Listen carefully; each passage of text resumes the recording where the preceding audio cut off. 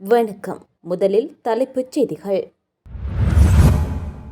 America Iran பேச்சுக்கு தயார் நிலையில் இஸ்லாமாபாத். நேரடி பேச்சுக்கு திட்டமில்லை, ஈரான் அறிவிப்பு. பாகிஸ்தான் பிரதமர் ராணுவ தளபதியுடன் ஈரானிய வெளியுறவு அமைச்சர் சந்திப்பு. மேற்காசியாவுக்கு வருகை தந்துள்ள அமெரிக்க விமானந்தாங்கி கப்பல். அமெரிக்க ஈரானிய ராஜதந்திர முயற்சிகளில் பாரிய பின்னடைவு. அமெரிக்கா ஈரான் இடையில் இன்று இரண்டாவது சுற்று சமாதான பேச்சுவார்த்தை நடத்துவதற்கு பாகிஸ்தான் தலைநகர் இஸ்லாமாபாத் தயார் நிலையில் உள்ளது. அதேவேளை அமெரிக்காவுடன் உடனடி நேரடி பேச்சுக்கு திட்டமில்லை என ஈரான் தெரிவித்துள்ளது.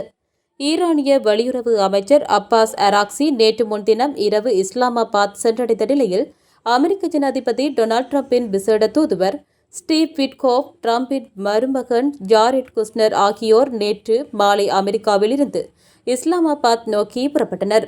எனினும் அமெரிக்கா ஈரான் இடையிலான நேரடி பேச்சுவார்த்தை நடைபெறுமா என்பதில் நிச்சயமற்ற நிலை நீடிக்கிறது.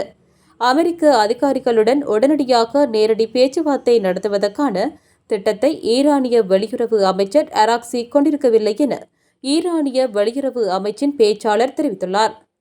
எனினும் போரை முடிவுக்கு கொண்டு வருவதற்கான ஈரானின் யோசனைகளை பாகிஸ்தானிடம் அவர் கையளிப்பார் என அப்பேச்சாளர் தெரிவித்துள்ளார். பாகிஸ்தானின் பிரதமர் ஷெஹ்பாஸ் ஷெரீப் மற்றும் இராணுவ தளபதி பீல்ட் மார்ஷல் சயிட் அசீம் முனீர் ஆகியோரை ஈரானிய வெளியுறவு அமைச்சர் அப்பாஸ் அராக்சி நேற்று சந்தித்து கலந்துரையாடினார்.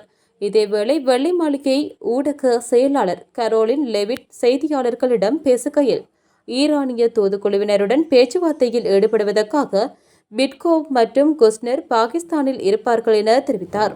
2 வாரங்களுக்கு முன் நடைபெற்ற முதல் சுற்று பேச்சுவார்த்தையில் அமெரிக்க தூதுக்குழுவுக்கு தலைமை தாங்கிய உப ஜனாதிபதி ஜே.டி. வான்ஸ் தற்போது பாகிஸ்தானுக்கு செல்லவில்லை. ஆனால் தேவையேற்படின் பாகிஸ்தானுக்கு செல்வதற்காக அவர் தயாராக உள்ளார் என வெள்ளை மாளிகை ஊடக செயலாளர் கரோலின் தெரிவித்தார். அமெரிக்க ஈரான் இரண்டாவது சுற்று பேச்சுவார்த்தைக்காக இஸ்லாமாபாத்தில் பாதுகாப்பு பலப்படுத்தப்பட்டுள்ளது. முக்கிய வீதிகள் மூடப்பட்டுள்ளதுடன் பொது போக்குவரத்து சேவைகளும் இடைநிறுத்தப்பட்டுள்ளன. அமெரிக்க தூதுக்குழுவின் பாகிஸ்தான் பயணத்தை ஜனாதிபதி டொனால்ட் ட்ரம்ப் ரத்து செய்துள்ள அறிவிப்பு நிலவி வரும் போர்ச்சூழலை தணிக்க முன்னெடுக்கப்பட்ட ராஜதந்திர முயற்சிகளுக்கு பின்னடைவை ஏற்படுத்தியுள்ளது என சர்வதேச ஊடகங்கள் தெரிவித்துள்ளன. இந்த அறிவிப்பு போரை முடிவுக்கு கொண்டு வருவதற்கான தூதரக வழியிலான பேச்சுவார்த்தைகளின் மீதான நம்பிக்கையை தகர்த்துள்ளது. அத்துடன் அமெரிக்க ஜனாதிபதியால் பாகிஸ்தானிலேயே தங்கியிருக்குமாறு அறிவுறுத்தப்பட்டிருந்த செய்தியாளர்கள் தற்போது மீண்டும் தாயகம் திரும்புமாறு பணிக்கப்பட்டுள்ளனர்.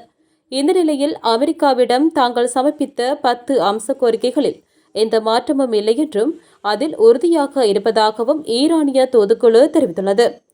பேச்சுவார்த்தைகள் தற்காலிகமாக பின்னுக்கு தள்ளப்பட்டுள்ள நிலையில் இது பிராந்திய அமைதியின் எத்தகைய தாக்கத்தை ஏற்படுத்தும் என்பது கேள்விக்குறியாகியுள்ளது. அவர்கள் பேச விரும்பினால் எங்களை தொடர்பு கொள்ளலாம் என்ற அமெரிக்காவின் தற்போதைய நிலைப்பாடு ஈரானின் அடுத்த கட்ட நகர்வை பொறுத்தே அமையும் என்று ட்ரம்ப் குறிப்பிட்டுள்ளார். மேற்காசியாவில் நிலவும் பதற்றமான சூழலுக்கு மத்தியில் அமெரிக்காவின் 3வது விமானம் தாங்கி போர்க்கப்பலான USS ஜார்ஜ் H.W. புஷ் குறித்த பகுதிக்கு வந்தடைந்துள்ளது. இதன் மூலம் ஆயிரக்கணக்கான மேலதிக அமெரிக்க துருப்புக்களும் அதிநவீன போர் விமானங்களும் குறித்த கப்பலில் நிலைநிறுத்தப்பட்டுள்ளன. ஹோர்மோஸ் நீரிணையில் அண்மை காலமாக நீடித்து வரும் குழப்பமான நிலையை தொடர்ந்து ஈரான் கடல் எல்லைக்கு அருகில் இக்கப்பல் நுழைந்துள்ளது. அமைதி பேச்சுவார்த்தைகள் மீண்டும் தொடங்குவதற்கான எந்த அறிகுறியும் தென்படாத நிலையில் இந்த நகர்வு முக்கியத்துவம் பெறுகிறது. தற்போது இப்பகுதியில் USS ஜெரால்ட் ஆர். ஃபோர்ட் மற்றும் USS ஆபிரகாம் லிங்கன் ஆகிய கப்பல்களுடன் ஜார்ஜ் H.W. புஷ் இணைந்திருப்பது குறிப்பிடத்தக்கது. ஒரே பிராந்தியத்தில் 3 விமானம் தாங்கிய கப்பல்கள் நிறுத்தப்படுவது மிகவும் அசாதாரணமானது என பாதுகாப்பு ஆய்வாளர்கள் தெரிவிக்கின்றனர். அமெரிக்காவுடனான பேச்சுவார்த்தைக்காக பாகிஸ்தானுக்கு விஜயம் மேற்கொண்டுள்ள ஈரானிய வெளியுறவு அமைச்சர் அப்பாஸ் அராக்சி பாகிஸ்தானின் பிரதமர் ஷெஹ்பாஸ் ஷெரீப் மற்றும் பாதுகாப்பு படைகளின் தலைமை தளபதியும் இராணுவ தளபதியுமான பீல்ட் மார்ஷல் அசீம் முனீர் ஆகியோரை நேற்று தனித்தனியாக சந்தித்து பேசினார். பிரதமர் ஷெரீப் மற்றும் அமைச்சர் அராக்சி இடையிலான சந்திப்பின் போது பிராந்திய முன்னேற்றங்கள் மற்றும் இருதரப்பு உறவுகள் குறித்து விவாதிக்கப்பட்டது என்று பாகிஸ்தானின் அரசு தொலைக்காட்சி செய்தி வெளியிட்டுள்ளது. பிரதமர் இல்லத்தில் நடைபெற்ற இந்த சந்திப்பில் பீல்ட் மார்ஷல் அசீம் முனீர், துணை பிரதமரும் வெளியுறவு அமைச்சருமான இஷாக் தார் மற்றும் பாகிஸ்தானுக்கான ஈரானிய தூதர் ரெஷா அமிரி மொஹாத்தம் ஆகியோரும் கலந்து கொண்டனர். அமெரிக்காவுடனான பேச்சுவார்த்தை தொடர்பான தெஹ்ரானின் பேச்சுவார்த்தை கோரிக்கைகளையும் அமெரிக்காவின் கோரிக்கைகள் குறித்த தனது ஆட்சேபனைகளையும் பாகிஸ்தான் அதிகாரிகளிடம் ஈரானிய வெளியுறவு அமைச்சர் அராக்சி வழங்கியுள்ளார் என இந்த பேச்சுவார்த்தையில் ஈடுபட்ட பாகிஸ்தான் தரப்பு வட்டாரம் ஒன்று தெரிவித்ததாக செய்தி வெளியாகியுள்ளது. முன்னதாக நேற்று காலை ராணுவ தளபதி அசீம் முனீருடன் தனியாக ஒரு சந்திப்பையும் அராக்சி நடத்தினார். பரஸ்பர நலன் சார்ந்த விஷயங்கள் மற்றும் ஒட்டுமொத்த பிராந்திய நிலைமை குறித்து விவாதிக்கப்பட்டது என்று இந்த சந்திப்பு குறித்து பாகிஸ்தான் தொலைக்காட்சி செய்தி வெளியிட்டுள்ளது.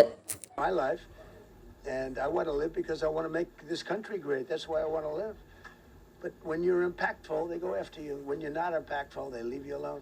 Okay, a couple of more. Go ahead, please. Is there any indication that this shooting could have been linked to the war in Iran? I don't think so, but you never know. We're going to know a lot. We have the best people in the world working on it, and we're going to know a lot. Please. Mr. President, there's a lot. You, as well as some of us who have covered Butler, experienced another horrific day 2 years ago. Yeah. What felt similar? You know, you had the First Lady with you today. What felt different? And you have another 2+ years in office. Are you concerned about something like this happening again? Well, I can't be concerned. I can only get great people. They did the job. In my opinion, a much better job than Butler. Butler had one weak spot that we all know about. Somebody should have been up there. But even Butler, we had our sniper on our side within 4.2 seconds from a distance of about 400 yards, one shot, and he was gone. And if he didn't do it, now, you know, he's David. His name was David. I say, hello, David, every time I see him. David, I like you very much, David. But think of that. Now, if he doesn't hit him, and he hit him right between the eyes from 400 yards without any notice, nobody knew. He heard a sound. He looked over, and there was actually a tree that was somewhat in his way. You know the story very well. And he aimed, he fired, and if he didn't do that, beyond me, you would have had a lot more people killed. We lost one great person and 2 people very badly hurt. They're okay now. But no, that was so. In a sense, you know, it was pretty amazing the job they did. But they did have that one weak spot, as you know. They should have had that covered. Tonight they had everything covered very quickly.